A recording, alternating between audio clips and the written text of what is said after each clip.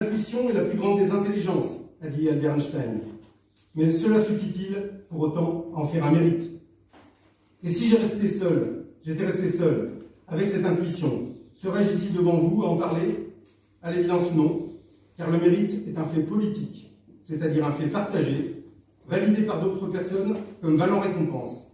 Le mérite a besoin d'un public, aucun mérite n'existe sans qu'il soit signalé.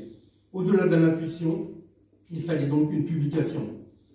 Cette publication a été le résultat d'une équipe, d'un groupe commando, de 5 personnes, ici présentes, qui, entre mars et avril 2020, en plein premier confinement, n'ont vécu que par ce travail, pour ce travail, ensemble, liés comme les 5 doigts d'une même main.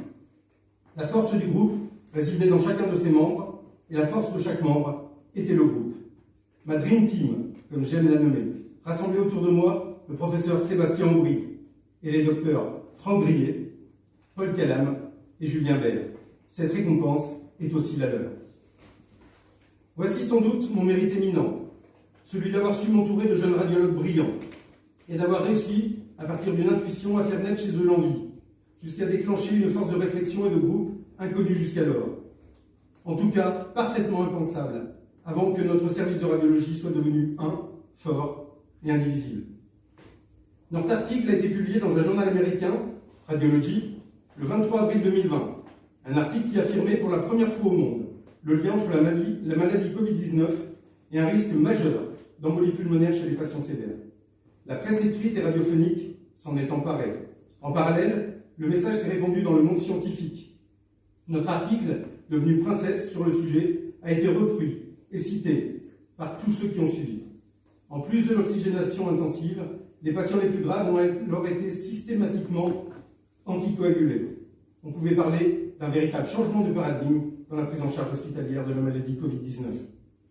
L'intuition était devenue découverte. Je ne néglige évidemment pas la part de chance inhérente à toute découverte, mais je crois fermement que la chance ne danse qu'avec ceux qui sont déjà sur la piste. Et nous étions déjà sur la piste. Bien sûr, ma vie n'a pas débuté et ne se résume évidemment pas à cette seule découverte, ni même à mon seul parcours médical. C'est pourquoi je veux aussi, en ce jour important pour moi, rendre hommage à tous les autres, à toutes ces personnes qui comptent ou qui ont tellement compté dans ma vie, à ceux qui n'ont pas directement participé à mon essor professionnel, mais dont la plupart sont ici, dans cette salle, parce que sans eux, je suis certain que je n'y serais pas non plus. Tous ceux qui ont fait que, lentement, je suis devenu qui je suis. Stéphanie, tout d'abord, à la fois mon grand amour et ma coach en bien-être, dans ce que je considère comme ma super nouvelle vie. Audrey, ma fille, qui se destine elle aussi à devenir professeure, mais des écoles. Maman, Anne, qui revit aujourd'hui pleinement, grâce et aux côtés de Bruno. Mon père, Jean-Claude Delabrousse, et mon grand-père André Gerbet, tous deux trop tôt partis, mais dont la fierté aurait probablement été immense. Mijou et Gérard Rabaudin, qui m'ont connu enfant, puis épousant leur fille 40 ans après. Ma filleule, Camille, qui a tenu à être présente à moins d'une semaine de son terme, accompagnée de ses parents, Emilia et Pascal, de sa sœur jumelle, Charlotte, et bien sûr d'Andrea Perotti, futur papa et tout nouveau professeur de chirurgie cardiaque dans notre CHU de Besançon.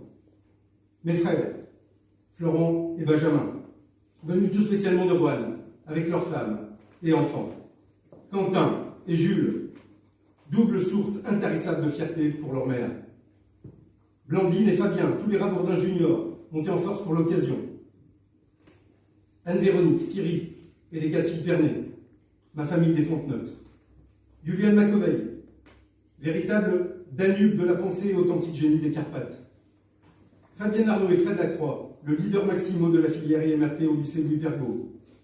Tous les Rotariens du club Besançon-Utinam, représentés ici par Christophe Sauverain.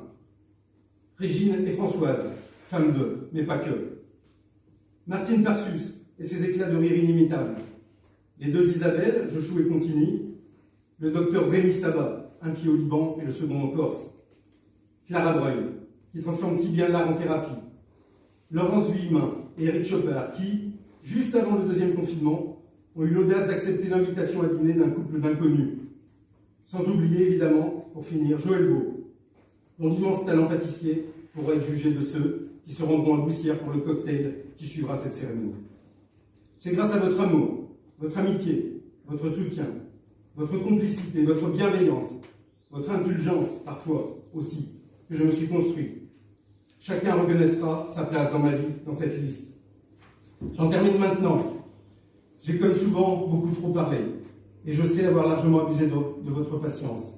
Pour me faire pardonner, je finirai donc par une très courte citation de Michel de Montaigne. La valeur de la vie ne réside pas dans la longueur des jours, mais dans l'usage que nous en faisons. Merci à tous d'être venus.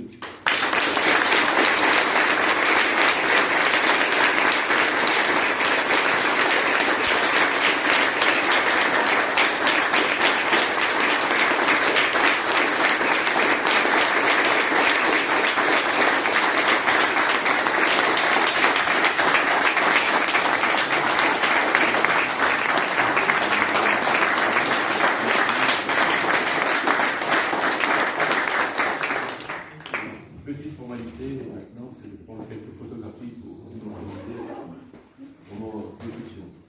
Vous aurez peut-être la main de l'actrice, si vous voulez, les éléments de communauté d'ordre, là, avec Stéphanie, bien sûr.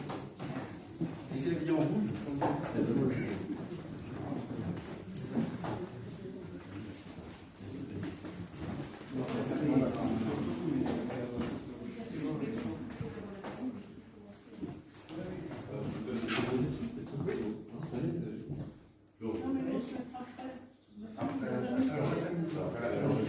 Déjà avec M. Duxel. Alors peut-être on